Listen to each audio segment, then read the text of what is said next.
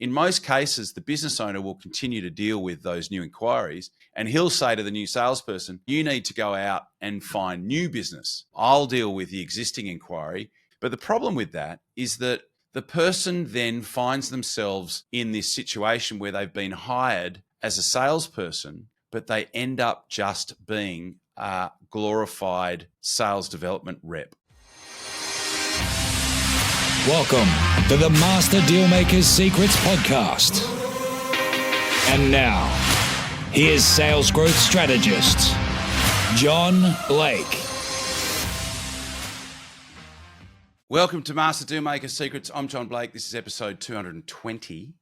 And today we're going to be talking about the number one reason why you should hold off on hiring a salesperson. But before we do that, if you have got leads that you've spoken to that haven't yet converted into a paying client, what I want you to do is head over to johnblakeaudio.com.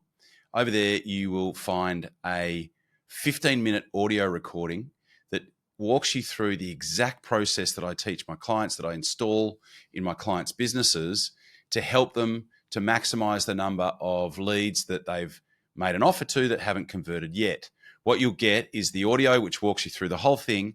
What you'll also get is a PDF with the exact word-for-word scripts, what to say when you call, what to write in your emails, and when to email and call over a 90-day period in a way that will not annoy the people that you're calling, that will be perceived as proactive, but will not, but will also be really professional.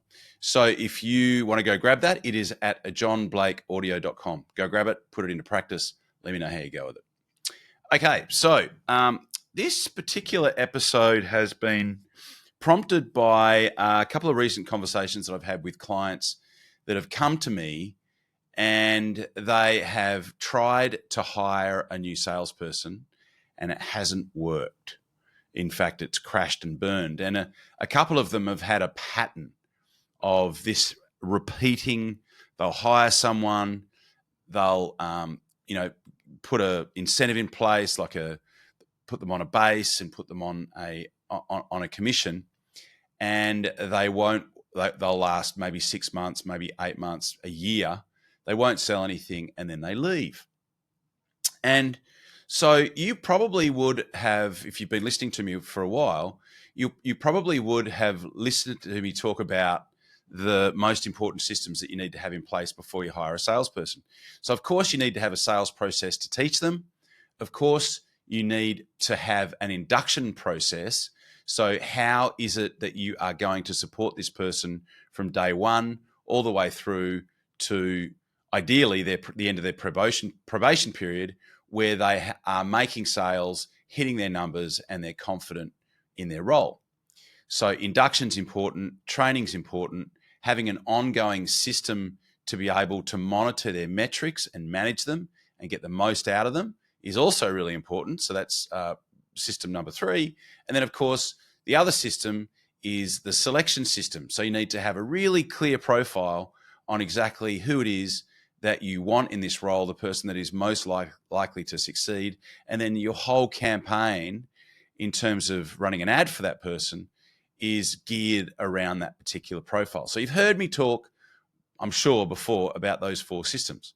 One of the things that I haven't talked about, but it's really, really important, is that you need to have a lead machine.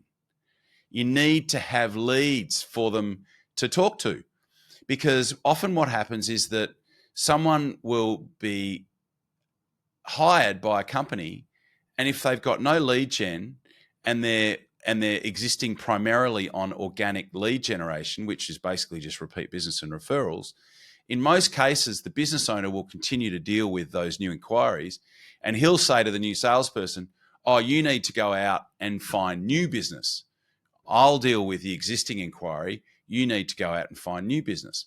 But the problem with that is that the person then finds themselves in this situation where they've been hired as a salesperson, but they end up just being a glorified sales development rep or a glorified appointment setter, which is really, really soul destroying for a salesperson, because they end up spending 85% of their time sitting at their office making cold calls, trying to generate some opportunities when they should be out there making sales and meeting with qualified prospects and effectively creating revenue.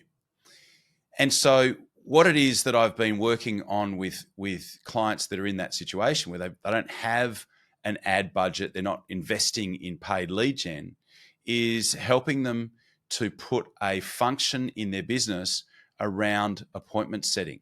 So it's like, okay, don't hire a salesperson yet. Let's get your internal system set up. Let's get your lead machine set up first so that when you hire the salesperson, they've got a whole bunch of appointments that they can go out and see. Now, don't get me wrong. You could hire some salespeople and they will come in and they will just make that work. They will generate their own leads. They'll just go out and carve out their own version of whatever that looks like. But I'm telling you that you're talking about under 3% of the people that you hire are going to be able to do that. And the reason why is because in many cases, they're going to think or they're going to feel like they were hired to do one thing, but the actual role is quite different, and they're now having to do this other thing, and it feels like it's beneath them. So it's a pattern that I've seen play out over and over and over again. I would love to get your experience. Like, what have you had happen? Like I can think of at least 3 companies that have gone through this process before. Obviously, they started talking to me, anywhere from 3 up to like 10 times. One of the clients that I spoke to has had this happen 10 times. So to summarize, the main things that you need to do is obviously you need to have those 4 systems in place that I've already talked about previously, which is selection, induction, training, ongoing management systems. To get the most out of the person's performance. But you need to make sure that you've got a lead machine in place so that you can put that person in front of potential clients that they can go out and talk to and generate business with. So I hope that this has been helpful. I would, again, love to know your experience. If you're watching this on YouTube, you can comment your experience. If you're a business owner, if you tried to hire salespeople, what's your experience been? And I will look forward to talking to you on the next podcast. Cheers. You've been listening to Master Dealmaker Secrets with John Blake. Subscribe to get more in-depth strategies and maximize your sales process with new episodes every other week. And double your inquiry to sale conversion with the lead flow you already have.